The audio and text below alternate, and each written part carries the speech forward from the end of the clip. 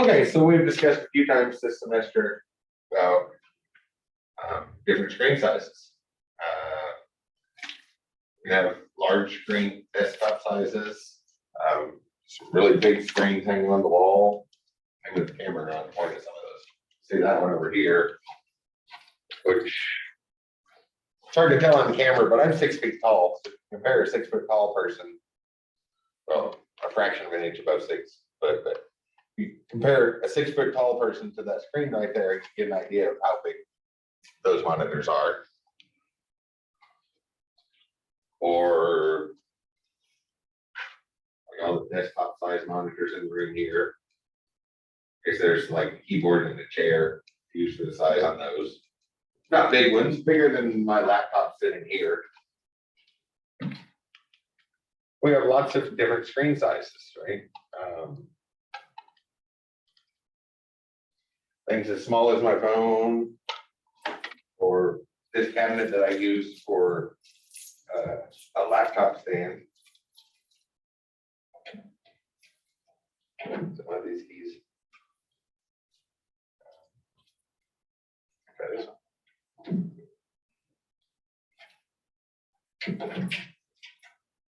There it is.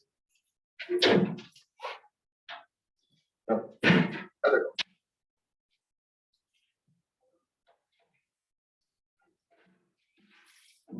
Cabinets that look symmetric should have like stickers or something so you can tell which one's which. Like a big green and red sticker would be useful.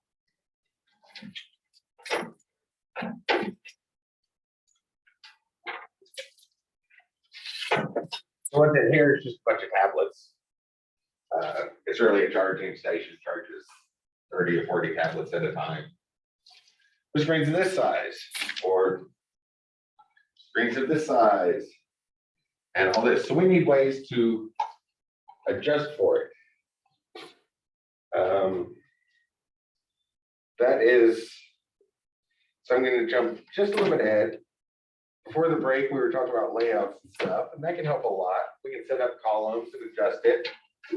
It'd be nice if we could do different things for different screen sizes. And we have a way. Another thing that's really nice along those lines, I was just going to kind of show a couple points of them because they're not, we don't need to get super overwhelming on that. And then we'll come back to another layout thing, so I want to make sure to end last on that. We need a way to, like, what about paper? For example, somewhere you're reading through something that somebody printed out, maybe an example in the class or something, you're reading through it, and you're seeing all these words, blah, blah, blah, and then you suddenly see this Wikipedia page. Which that would be fine on a web page, right? Because on a web page, it's probably, those words are probably written in blue, and you click on them and get exactly go right to it. But whenever somebody just pulls up the thing they want and hits Control P and prints it out on paper and then hands it to you, it's not very useful at all. You have no idea what that is, what that link went to. Especially if it's important to the to whatever that paragraph it was thrown in was. So not just that, but also on when we print things out, which is part of that essay assignment because it's supposed to look like it's supposed to look like a piece of paper when it's on a web page, and when you print it, it's supposed to match traditional MLA formatting. So we need a way to specify screen sizes and what type of thing is it? Is it there's a lot of options. We'll do screen sizes or paper now, but any sort of display thing we could signify separately. There's a projector rendering. We do things differently for a projector or one of those great big LED walls. Those are stacks of monitors, so we'd have to specify this a whole bunch of screens, or those little LED scrolling signs. You still see them all the time where instead of a fancy screen, there's just a bunch of light bulbs that come on one at a time or scroll by. Those types of things instead of a screen. Still see those occasionally. There's different places where we can print stuff. And then we'll look at this last thing because about layouts, because this is where I always refer to a site. I don't know if you noticed or not, earlier in the semester when we were introducing the official reference there on W3 Schools, I kept making it a point to explicitly state that that is the official reference site. So whenever I give the lecture on the last two parts of layouts, that's when I like to refer you to the best reference site, because the official one is not the best. So we'll look at the best here right before lab time. So we'll come back to the layout stuff. And before that, I want to look at, is this the one on? Yes. Once again, pull up the example so I don't go down a rabbit hole here. Let's look at how we deal with different screen sizes. One way of dealing with different screen sizes. The way the book has us deal with different, shows us to deal with different screen sizes. Certainly not the only way. But it's part of the homework assignment this week as well. So I'm going to create a new HTML file for this.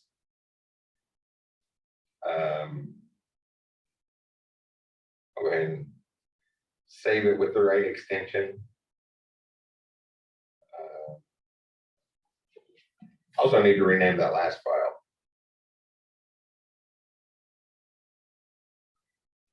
Sizes. I'll call it sizes.html. That's a good name. And I'll just use an embedded style sheet to make this easy. But we wouldn't be able to find that on the website as it is. So I'm going to come over here and rename this.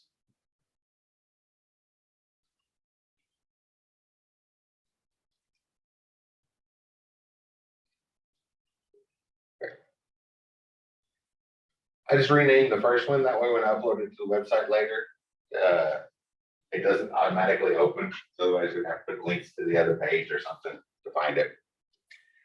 And I'll just do an embedded style sheet. We haven't seen that since like week 2 or so.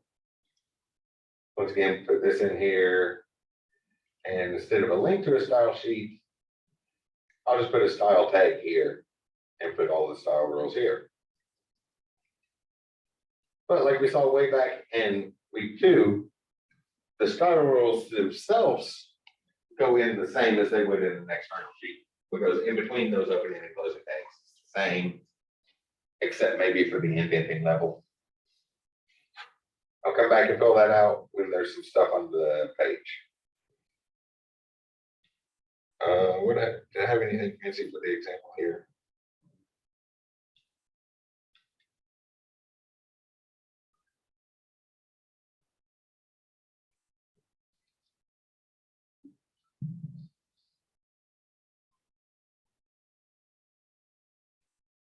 Okay, I don't know what I was doing with that. So I was gonna go with something.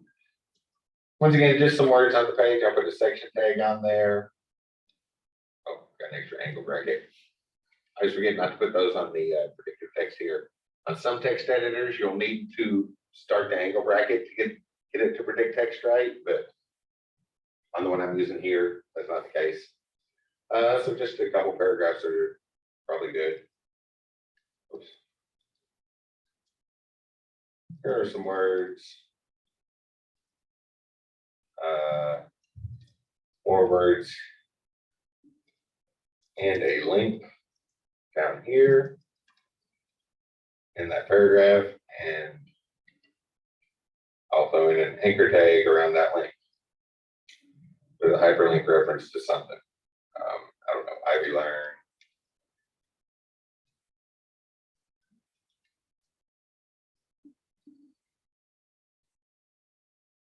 I'll just go to our course site.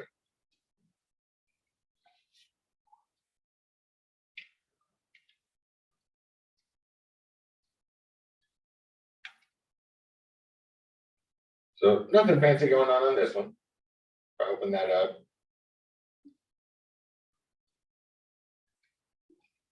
Just some words.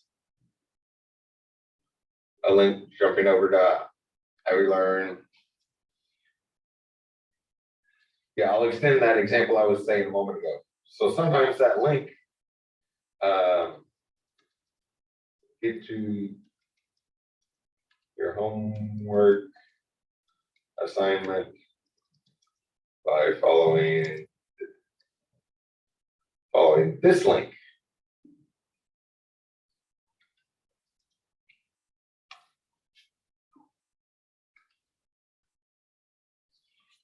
There we go. So if that showed up on a printed piece of paper, right? Somebody hit Control P and you see, okay, get to your homework by following this link. That's useless on paper. We need something to make that a little more useful. Different screen sizes might be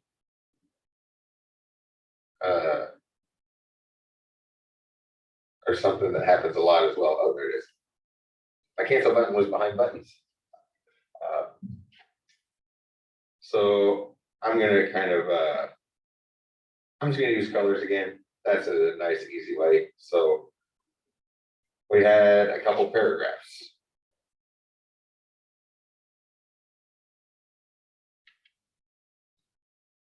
Maybe some IDs in those. ID equals first. ID equals second. Then we can ask for those up here in our embedded style tag. So dot first, we get some style rules. And dot second, we'll get some style rules and maybe background color of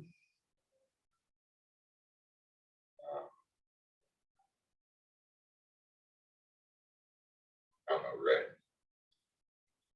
Coral.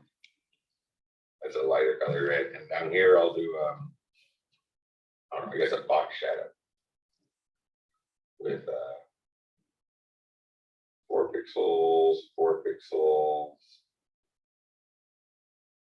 3 pixels, and that same color to match those design principles we were talking about the other day, repetitiveness.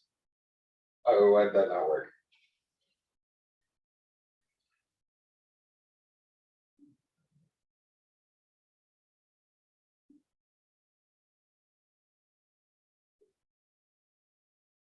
Oh, they're IDs.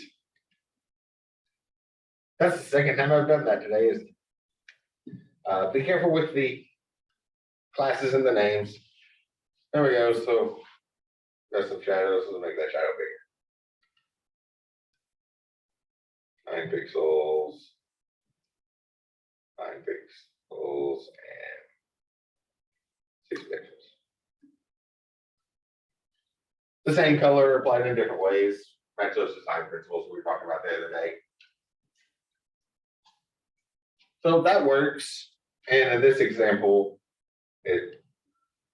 screen size isn't going to make much of a difference. If I start making that small, we still get essentially the same thing until the word draft starts. That's the only place it's going to look different.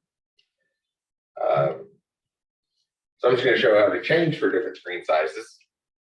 Just quick pass to the syntax, and then you'll probably come up with better reasons to do this later, or better things to do later. But we can refer to how it's being shown. And we do that with this keyword at media.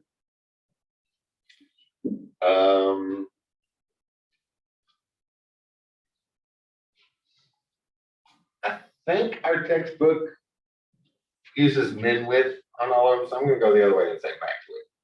Use max width. Sure, there's more than one.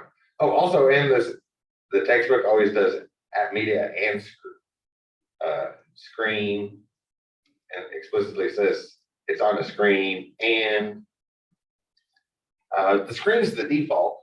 So typically we don't explicitly retype the default. So our default for CSS is on the screen. So I usually omit that and just jump right to the max width.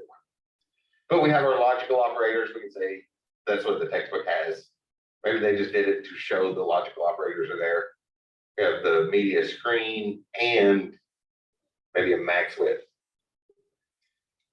And it does need to be in parentheses. I'm just going to pick a number to start with, 954 pixels. We saw that earlier. You might remember the media attribute in the source and source set, the source set tags for the picture element, and we would load in different pictures depending on a maximum or minimum width. Same thing here, and it does need to be in parentheses. And then we can redo those style rules. So like at first, the first one, let's change the background color to green.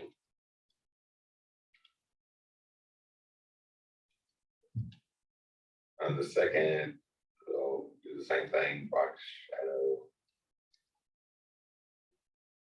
Well, that's a slightly smaller screen, so like maybe 6 pixels, 6 pixels, 4 pixels in green.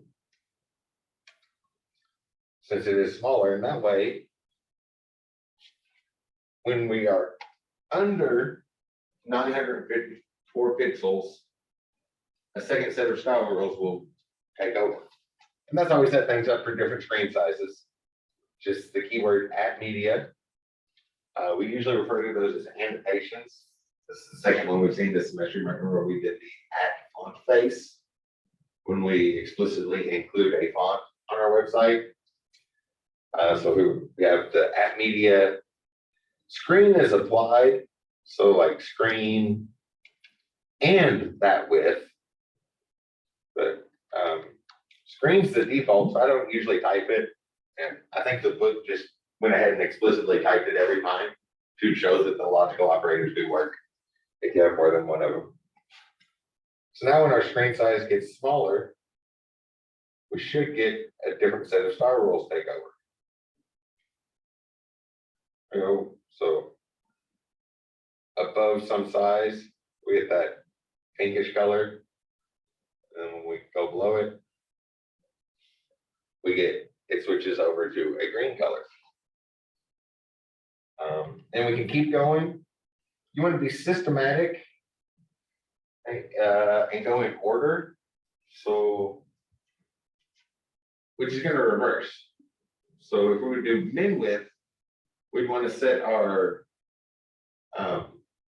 defaults for the smallest size, the stuff way up here before any at media stuff, would be for the smallest size, the like mobile phone first. And then once it hits a certain minimum width, then the next set of rules comes on. And then as we get wider, then it's the next biggest minimum width. Or kind of going the other way, we set those style rules up top for the biggest version. And as it gets smaller, once it hits a certain point, a maximum, then there's a range where the second set of style rules kick in, or a third set.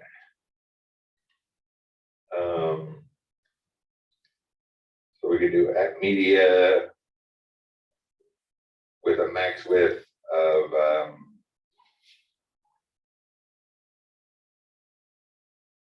I don't know, 654 pixels. I'd have to pull it up on my phone. Well, we can check. Let's look at emulators. That's probably a good reason to look at those. And then this time we can make that stuff blue or sky blue.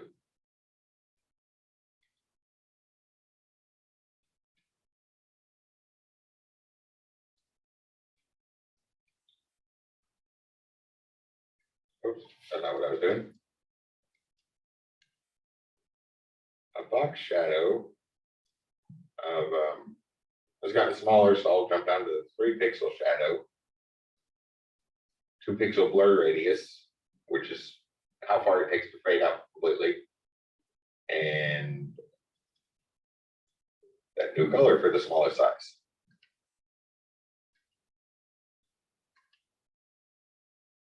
So now, when we're above 954 pixels, we get the red stuff.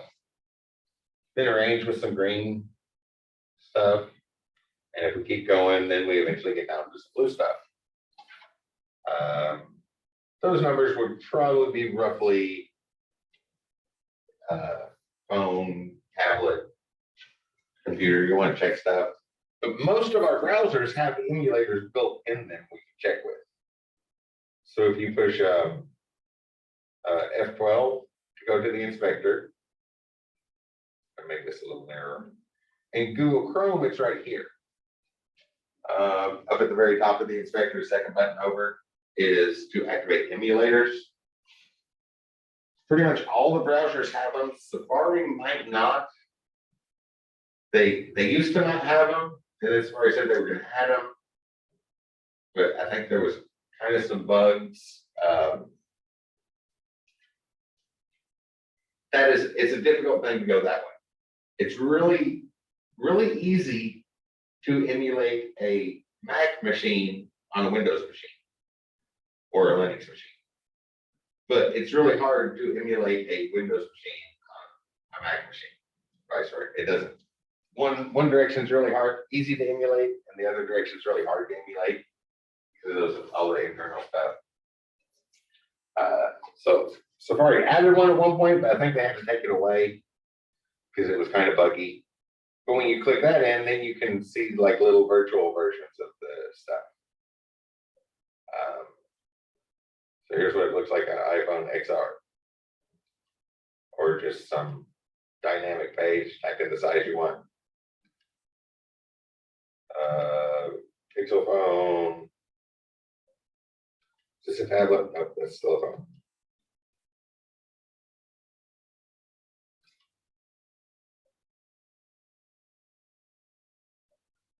$768. Wait, 768 should be the other one. Or should be this number.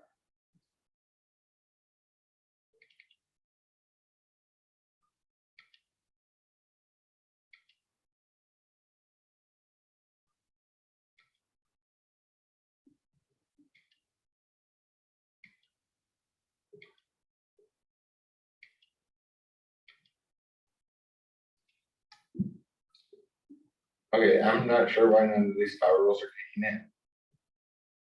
Both of those are under the smallest, but still showing the other pilot rules. Emulators aren't the most reliable things. It's a stripped down virtual machine. Regular response.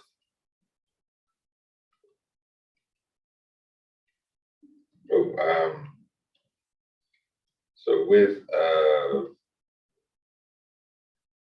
1002 and a height of 300. So I'm going to make that smaller, 876. Our other star rules should have kicked in.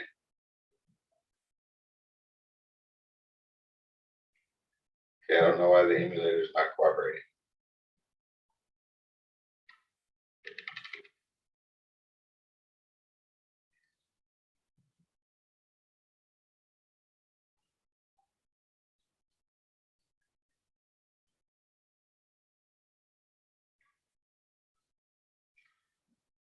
Maybe I do need the and screen.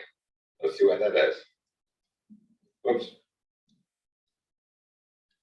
Screen and that.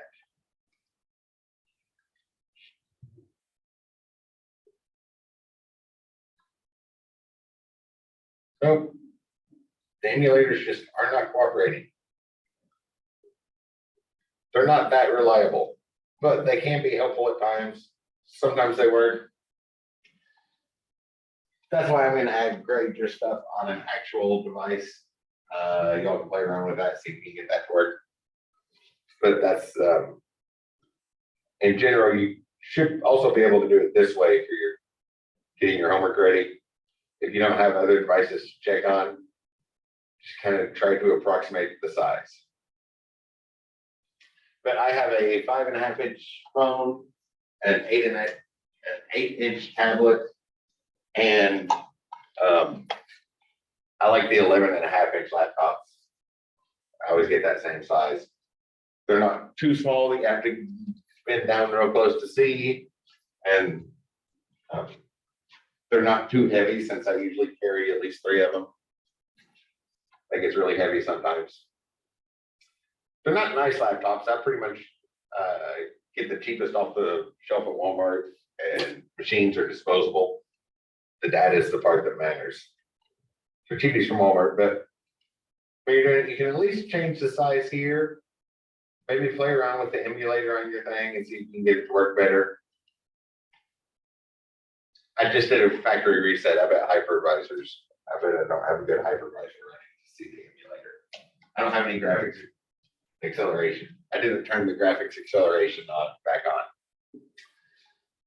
Most people in the modern world probably have some sort of graphics accelerator running on their machine. Since doing the factory reset, I haven't had a reason to turn it back on yet. That's probably why my emulator is not working here. But most browsers have those. That other one that I wanted to show follows suit just for a different media. So instead of any of the screen stuff, we'll just change that to print. So that when we print it, we can replace those words.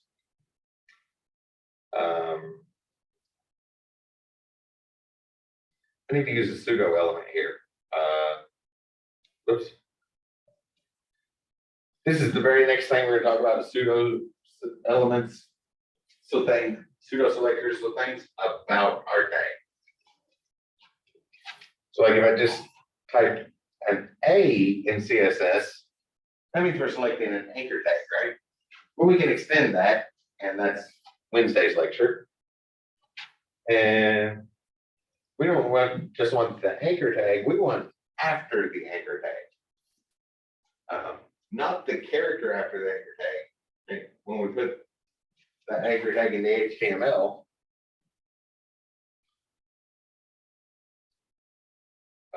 so here's the start of it, the opening tag, the content itself, the closing tag, that makes our element.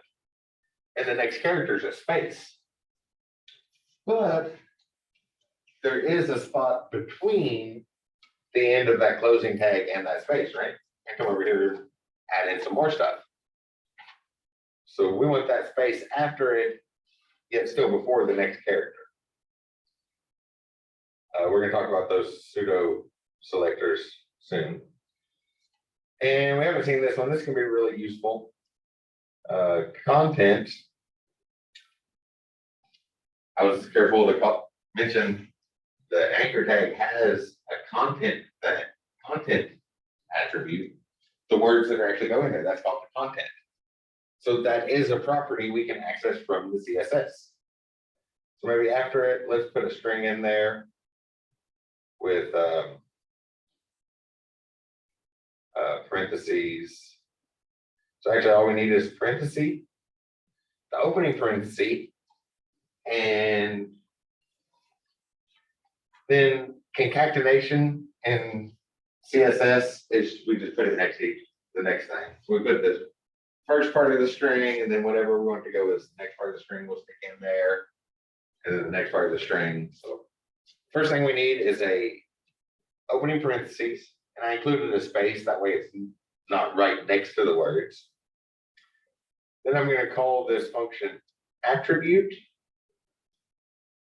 So it's any of the attributes we're looking at. So we're looking at the anchor tag. We're going to jump right into the space after it. We'll talk about that colon, other stuff on Wednesday. But on the anchor tag, there's some content. So we're going to adjust the content. This is what we're doing here. We're going to put in an opening parentheses. And the current content just has the words this link. if we look at the opening tag, we have the hyperlink reference attribute has been assigned this value. So when we go to print it, that value that we put in the hyperlink reference is really, really nice to have on a printed page.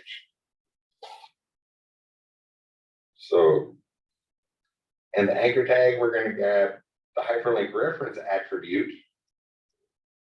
and then a closing parenthesis and another space. So concatenation is space delimited. We just space delimit our stuff, and then that puts it together into a string afterwards. Does that make sense?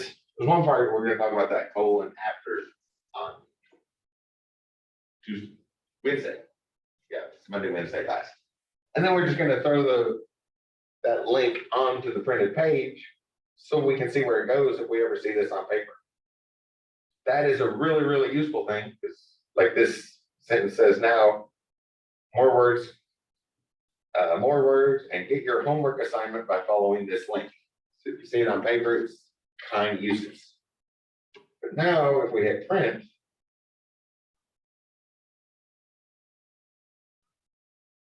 can I zoom in? Oh, that is the page.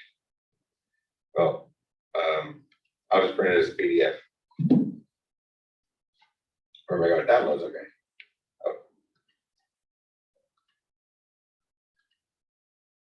So I jump over to the downloads folder. Here's that PDF I just printed. We lost all the coloring. Well, we don't really need any coloring. We have to explicitly state if we want color. And all the colors that are put on there were background colors. The shadow's still there. Background colors do not print. So that's something that you want to take into consideration. Nor do background images. Background images don't print either. So pretty much anything background does not print. But if this was on paper, it's on a PDF, so we can still click it.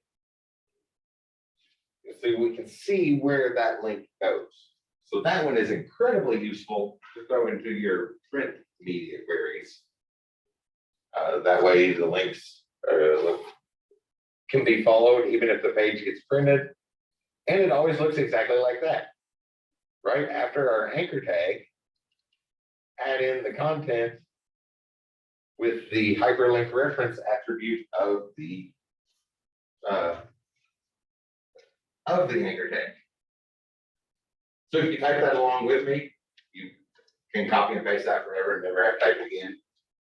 If you're just watching and gonna reference the examples afterwards, if you don't remember anything, you can copy and paste from that example and maybe never have to type it to begin with. It always looks exactly like that. And a very, very useful thing. But we'll talk about that after part on Tuesday. So that's our media queries, and that's a big part of the homework, doing it for 3 different sizes. Set up your, just adjust for different screen sizes and make sure it looks appropriate for the different sizes. Most browsers have an emulator, but mine doesn't seem to be working today. Since I did the factory reset, I think things are off. Is my guess why that's not working. They usually work really well. But they usually work decent. I shouldn't say an emulator ever works well. Otherwise, if it worked well, it would be called a virtual machine, not an emulator. But they work adequate, but not as adequately as using a separate device would be. Any questions about media queries? Okay, so I'm going to go back to our other thing here. Our layouts. And I guess I'll copy this stuff again. I'll go up here. Looks like the starting one. So I'll grab a copy of all this so that we can position things into columns. See another way to position things into columns. Actually, 2 more ways, but they're going to go quick. So first off, I'll do flex.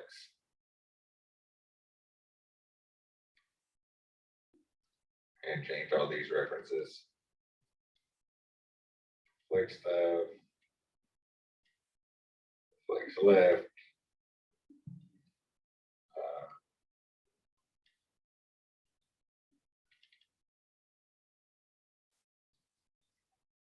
I'm going to add a flex mid and kind of split this one up somewhere.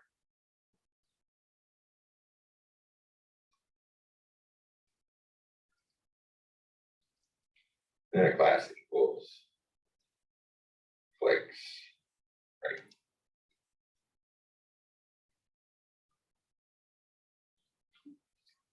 So now there is 3 columns instead of just 2.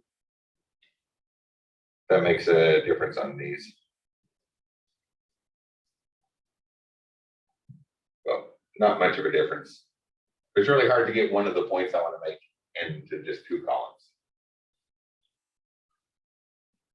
Again, just copying and paste stuff. I guess I should say flex bottom here.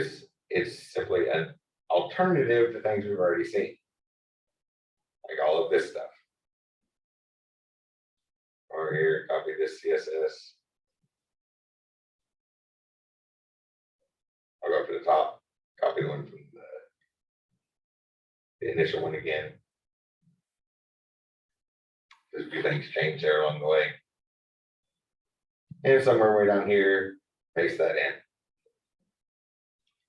It's a good spot. So now these are called flex bottom.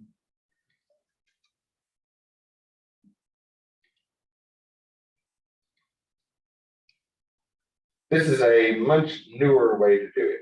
It took people a while to get this actually working right.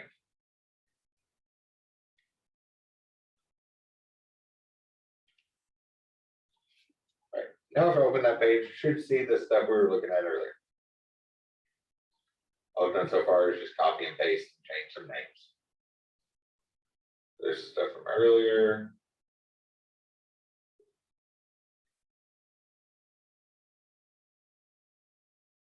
Oh, the float stuff's still on.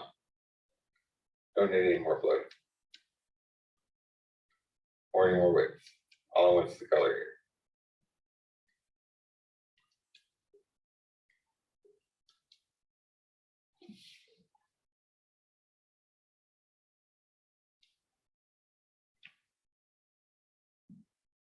Then anything else for example.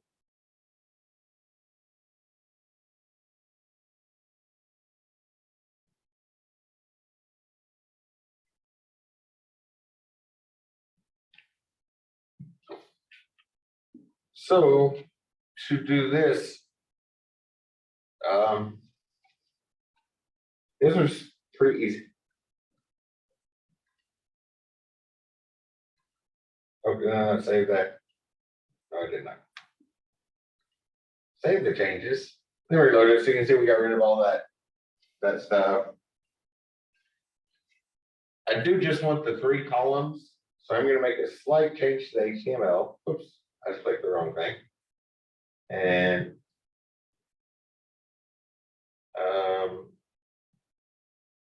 around those section tags, I'm going to create an article.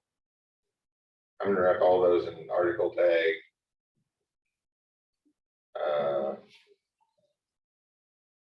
ID equals flex columns. To single those out from the stuff around them. So column 1, column 2, or column left, column middle, column right, and then end that article tag. That is a good rule of thumb whenever things aren't working like you're expecting. I knew what was going to happen, so I just jumped ahead and do this. If things aren't quite working, take all the stuff you're trying to work with and wrap it into another element, and then work on that next element up. Keep that thought in mind. I did that here because I only want the an ID or like a class. But ID flex columns. Because the columns are different than the header and the footer for that section, I guess. So I reckon grab that and just set the display to flex.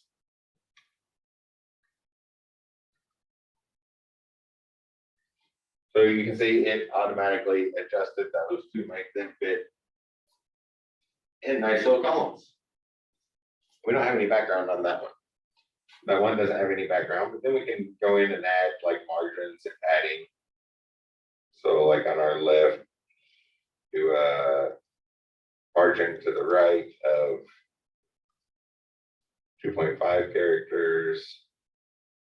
And on our right one, do a margin to the left, 2.5 characters. And it just does whatever it can do to make that fit. If we set up some widths, the width property can be very useful. If I start resizing this, notice the word drive changed and everything, and it just did everything it could to try and make that fit. So definitely the easiest way to make columns. Nesting it gets a little tricky to work with. You can try that at lab time. So it works a little bit better if you like nest floated stuff or relative position stuff inside of those columns. But it's possible. It's just it just works. Yeah, and you can try some different things with it and see what it takes to get those little adjustments. Book has a cover on it, but you see that is the easiest way to put stuff up in columns. Just put them in a container. Give them both a parent container, and for that parent container, say display flex, and it will fill them out as columns. And if you had some like widths that were too wide, it would automatically adjust them. So earlier in the semester, I was very careful every time we talked about the W3 school site to say that is the official reference for HTML5. But official does not mean best. Flexbox and CSS. So W3 Schools has it. Mozilla has it. They're a good one. This site right down here, though, CSStricks.com. That will be your best reference material for CSS. They have tutorials. They publish blogs daily from just random web developers. They have a writing staff and an editing staff. So random people around the world that work with CSS every day will write up articles and things they found and send it to the writing staff, and they publish multiple blogs every day. And they are all really, really good at actually laying things out with CSS. So keep that one in mind. CSS-tricks.com is going to be your best reference.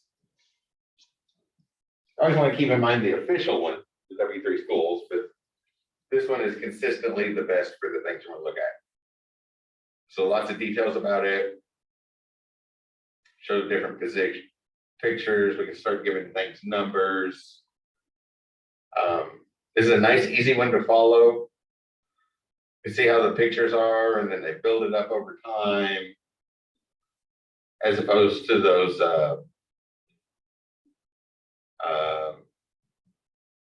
generic paragraphs on the W3 School site. See how detailed the instructions are. So we can set it at the top, at the bottom, have it fill up the whole way, have jagged edges, have them all centered together. There's a lot of different stuff we can do. So that is definitely gonna be the recommendation for lab time. With the Flexbox, that's a new one, it's easy to work with, we get lots of controls. And let's use that as our introduction to the best reference for cascading style sheets. CSS-tricks.com. Lots and lots of really, really, really great stuff on there. It is definitely the best one. Same thing for the other one. we look for CSS grid. This is another new one. But became part of the standard, same time as Flex.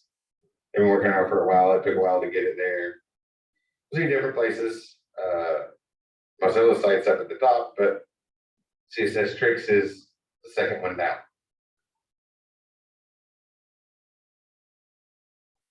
And if you're wondering why that became second, if I scroll down, do you notice something we're used to seeing that's kind of missing here?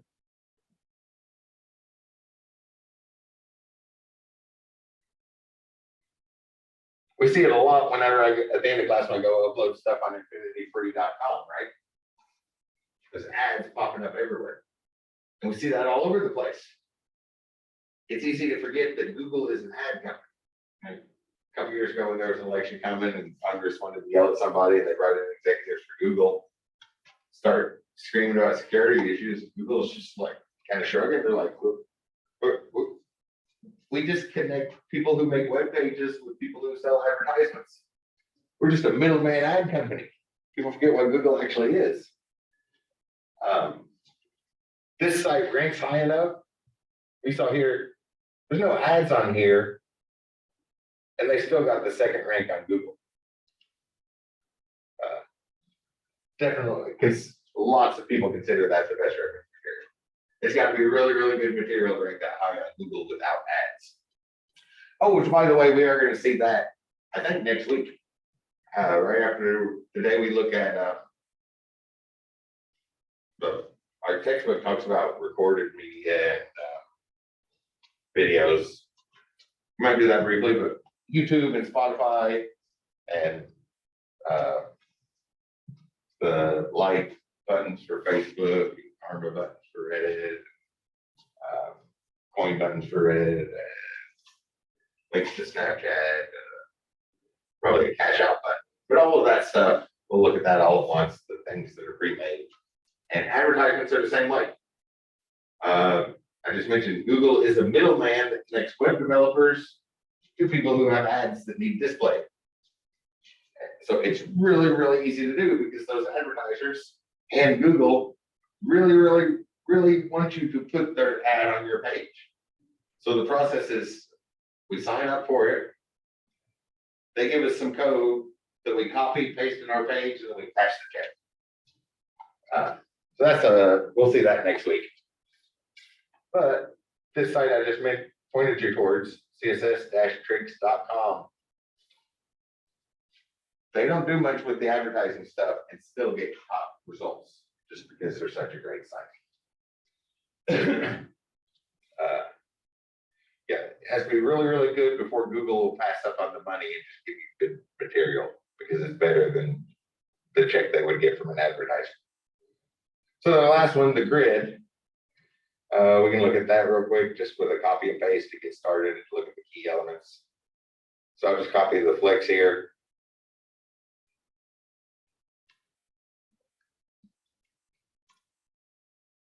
There's lots and lots of copying and pasting because what we're really looking at here is just alternative ways to do the same thing. And these are stripped down, simplified examples. In most situations, you're going to mix and match them.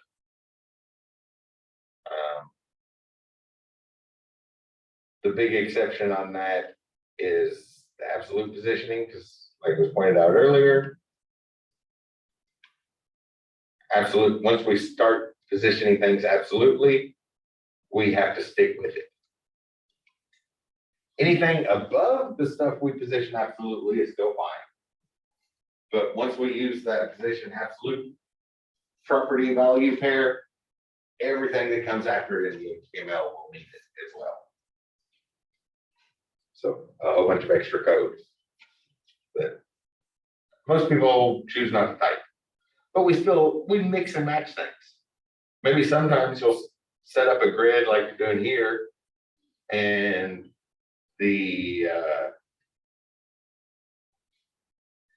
and in the middle column of your grid, you will position things absolutely just in that container. Then it's not as much, but that's the one developers tend to shy away from a little bit more. Although you can probably quickly think of some ideas, a number of reasons why that would be really, really good.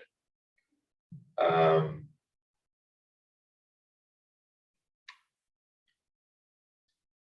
video game based website, you don't want things moving too much, right? Maybe the game scene is about this big, but the background on the web page, you want it to look like it's flowing out of the game for consistency, so that it's not just a box there. Looks like the game's breaking through a screen or something. In which case, you would always want that positioned very, very explicitly. Otherwise, it's going to get off with the background graphics. So let's see. I'll paste this in here. And notice how when we did flex, we didn't have to touch any of the other stuff. So that makes it really, really easy to get columns. Again, it's fairly simple, so I'll leave that for lab time. Oops. I don't know why I just did that. Grid columns. And I think I did something called grid.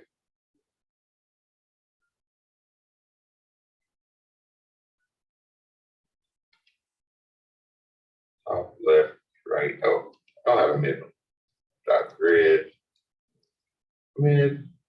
That's right. It just kept falling in the middle. I'll set a background color on that.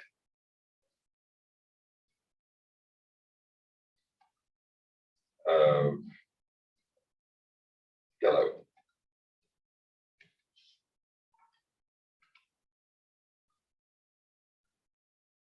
I guess I'm gonna get down to the bottom. Oh, all the flex rules are still set. So instead of setting that with flex, what we want to use is a grid. So set display property to grid, but then we have to do some defining. So that was enough for flex. You can see just saying, okay, we got a grid isn't quite enough here. Oh yeah, I forgot those margins are still there.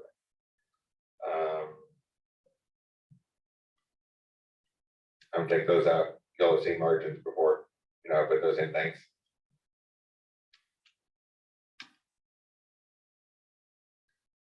There we go. Just saying we have a grid isn't quite enough. There's still, the computer can't figure out, well, what type of grid? There's a lot of variety. There are pictures over here on the useful site. I'm going to draw a picture on the board.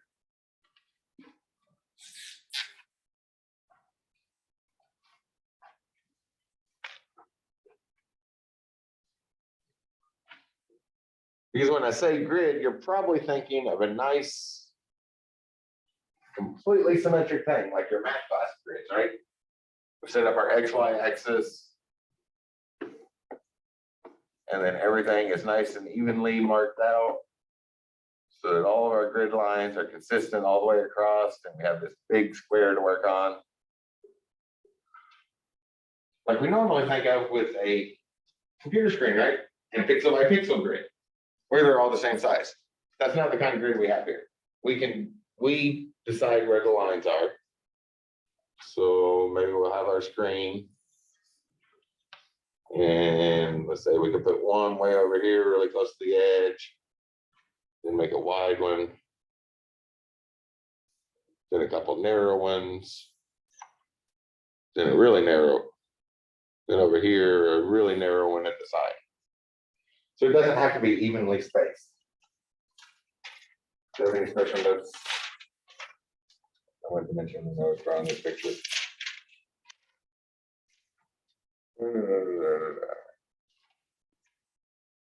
Same thing for rows. I'll just do a couple here, maybe one way up near the top and one down here. So we can organize things. I guess one important note is it does start counting at 1. So this is the leftmost edge of our page. That's not a 0, that's going to be a 1. Then line 2. Line 3.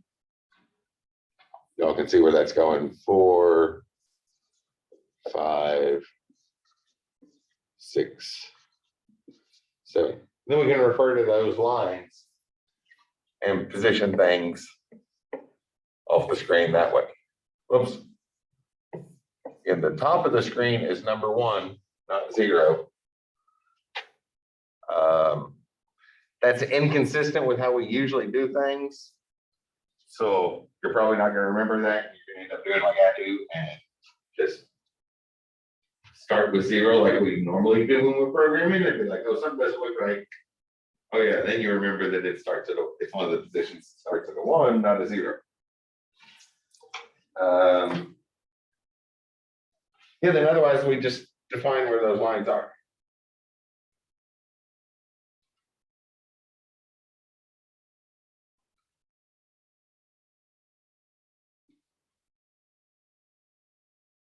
Sorry, I got distracted.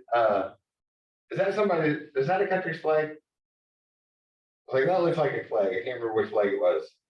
I was gonna, whatever flag I'm thinking of, it might be somewhere in Africa, has a circle in the middle of something else. But not sure which country I was thinking of there. It is completely unrelated to what we're doing here. So back to the grid stuff. So we define that by setting up a grid template.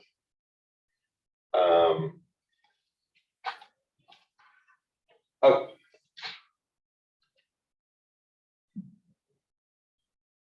that might be what I was thinking of.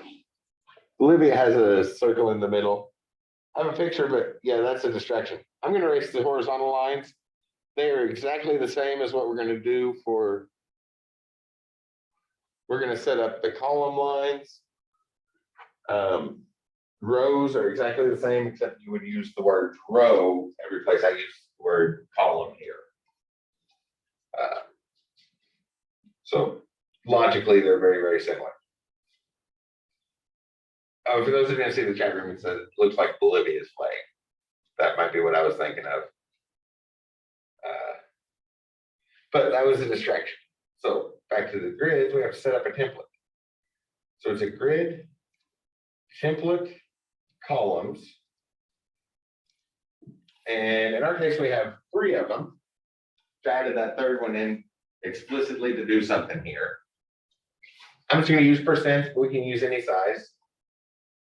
Or maybe I'll make sizes. So maybe our first one is 187 pixels. Our second one is 23 elements or columns for the characters, and our third one is 41%.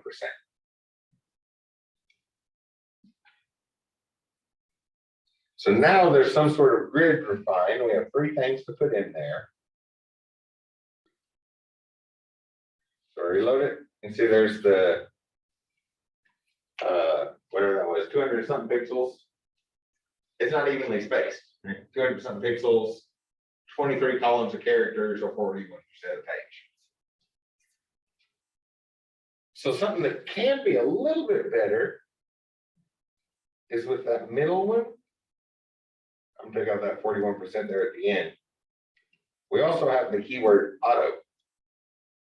So however many columns you have, it can be really, really useful to just define the space on maybe 2 of them and leave that third one for automatic. And that might be a little bit too narrow. So let's say 43. Well, I'll leave it like it was so we can see the size change. Everything fits there. So you can see there, the left column, we define the width of that. In the right column, we define the width of that. And the middle one just filled in the space in between. That's a really nice way to make columns. Takes just a little bit more typing than the just a little bit more typing than Flex, but only 1 more line until we get to specific details. So we can add in more specific details, but that's the easiest ways to make columns, Flex and Grid. And I always like to use those to refer to the best reference for CSS stuff. CSStricks.com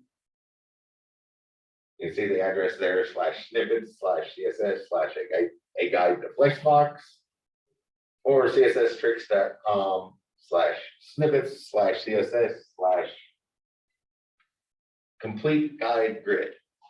They have really nice pictures, excellent descriptions. Oh, and you can see there's overlap. So we have other things like span.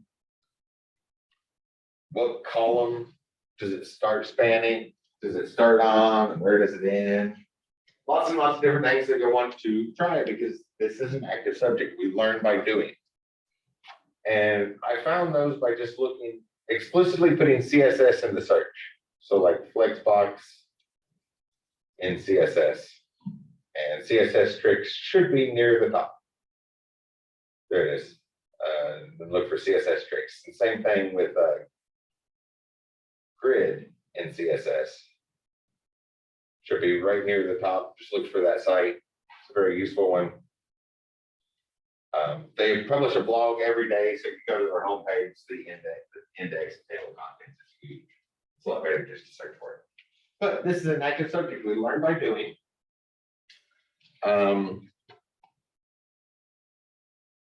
I'll go ahead and post this on the thing so you all can look at these while you're doing it. And if you were watching instead of typing along, all those things are set up for columns, so you can just start messing with that style sheet and adjusting those.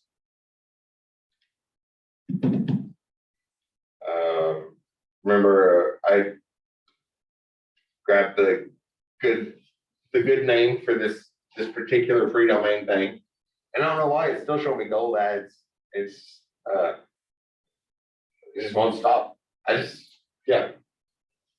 A little bit to make jewelry. Apparently Google thinks I want something else from gold. Like, oh, you bought gold once. You must be one of those people that never wants to buy anything except gold again. It's like, no, I want to make a ring. Just one little decorative ring. Definitely don't need fancy stuff like that. But it's been a month now and it still won't stop showing. It still won't show me another ad. So I guess if you ever go to buy gold online, make sure you open an incognito tab so your targeted advertising doesn't do that. And then you can see ads for things you might actually need at some point. So as always, I'm just going to upload it here on this site. And the name was SDEV-153.epizy.com. EPIZY. That seems like something pronounceable.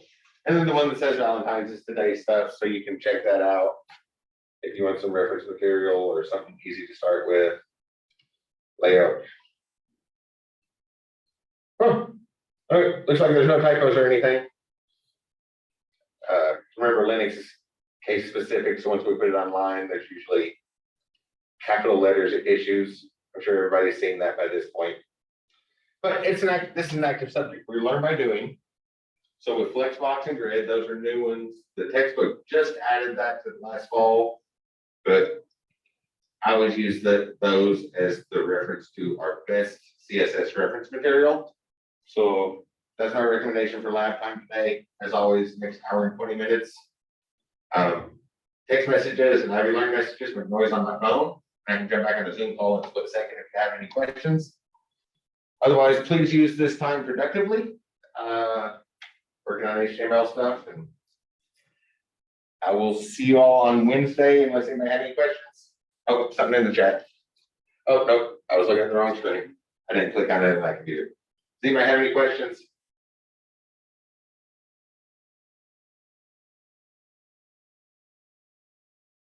All right, I assume the silence means no questions. I will see you all on Wednesday. Everybody have a great afternoon.